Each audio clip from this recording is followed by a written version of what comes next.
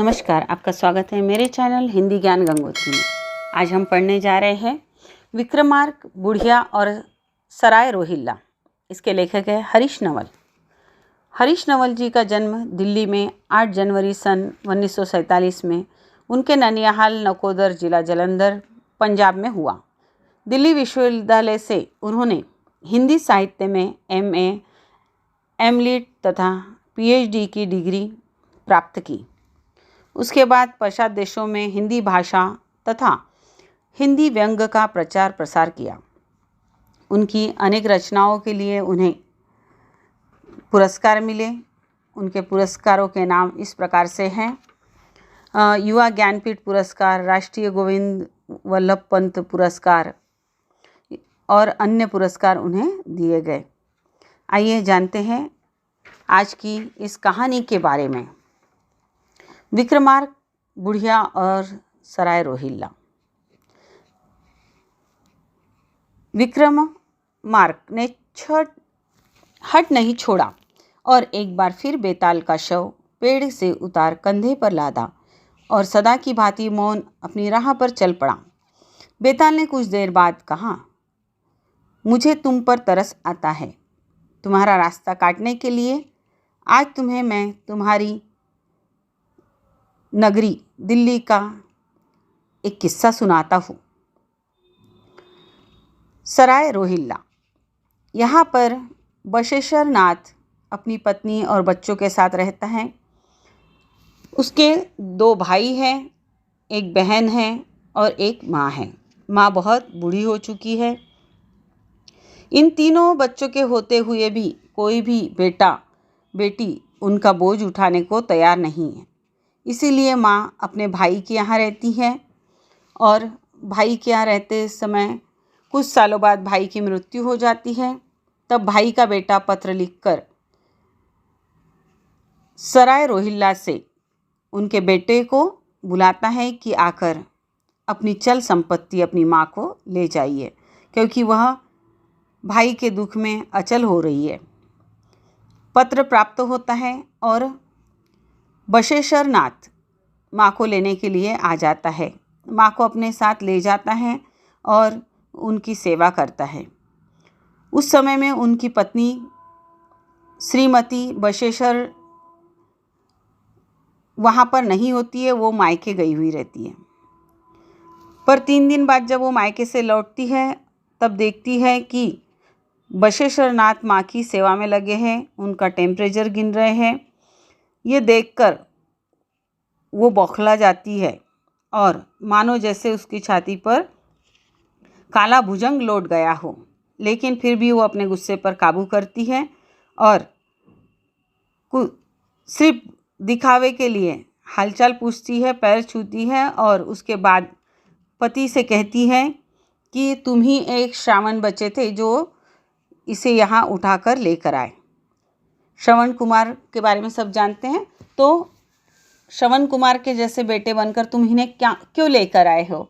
तब बशेश्वर नाथ उसके गुस्से को शांत करने के लिए कहता है कि मैं इन्हें यहाँ जानबूझकर लेकर आया हूँ ताकि लोगों को लगे कि छोटे बेटे और छोटी बहू को माँ का कितना ख्याल है और वो दोनों ही उनकी अंतिम समय में सेवा कर रहे हैं। अब वो कितने दिन जिएगी और वो तो माँ तो तुम्हें परेशान भी नहीं करती है। और राशन कार्ड में उनका नाम बढ़ा लेंगे और जो राशन आएगा उसे ब्लैक कर लेंगे। इस प्रकार की स्वार्थी बातें करते हुए बेटा बहू को समझाता है और समझाते हुए कुछ शब्द बुढ़िया सुनती है, लेकिन उसे ये लगता है कि बेटे ने उसे यहाँ से जाने के लिए नहीं कहा। वो बाकी बातें भूल जाती है।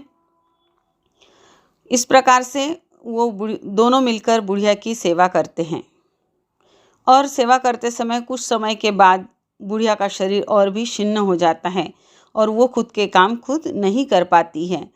उस समय में उसकी दवा दारू में बहुत सारा पैसा लगने लगता है। उसके कारण बशेश्वर नाथ को टेंशन आता है और वो पीना शुरू कर देता है। बशेश्वर नाथ की पत्नी भी कहती है कि बच्चों के पेशाब और लैट्रिन से फुर्सत मिली थी कि अब ये बुढ़िया ने फिर से ये काम शुरू करवा दिया। इस प्रकार से बुढ़िया को कोसती हुई रोज़ वो भगवान से दुआ मांगती है कि बुढ़िया जल्दी से मर जाए, लेकिन बुढ़िया के मरने के कोई चांसेस उसे नहीं दिखते। तब वो रोज़ बुढ़िया के लिए व्रत करती है कि ये जल्दी से मर जाए, टोने टोटके सब चीज़ें आजमा लेती है, फिर भी बुढ़िया मरने का नाम नहीं लेती।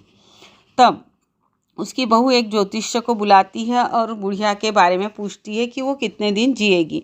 जब ज्योतिष्य भी कह देता है कि चिंता की कोई बात नहीं, माँ जी शीघ्र ही स्वस्थ हो जाएंगी। ये सुनते ही उसका पारा और बिगड़ जाता है और वो पति को बोलती है कि आज शाम ही आप इस बुढ़िया को यहाँ से विदा करोगे, बड़े भाई साहब क्या छोड़कर आओगे। इस प्रकार से बशेश्वर नाथ अपनी पत्नी की बात सुनता है और बुढ़िया को जेठ जी के यहाँ पर छोड़कर आता है, यानी अपने बड़े भाई के यहाँ छोड़कर आता है।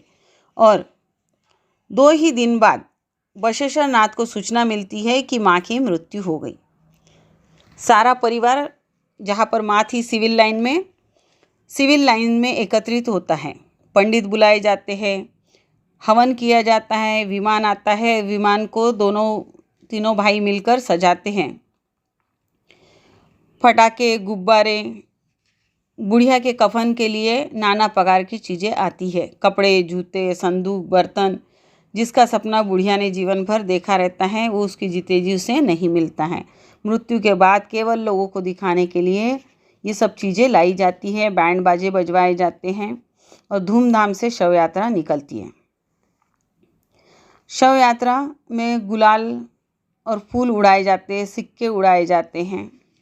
इस प्रकार से बहुत ही अच्छे ढंग से बुढ़िया की शव यात्रा निकाली जाती है।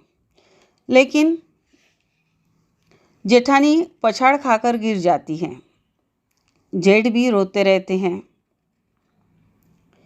तब विक्रमार्क से बेताल ये प्रश्न पूछता है कि जब इन में से किसी भी बेटे को या बेटी को बुढ़िया के जीवन से कोई मोह नहीं था, वो सभी चाहते थे कि बुढ़िया मर जाए, फिर मुझे ये चीज़ समझ में नहीं आई कि ये सब रो क्यों रहे हैं, जेठानी चक्कर खाकर क्यों गिरी।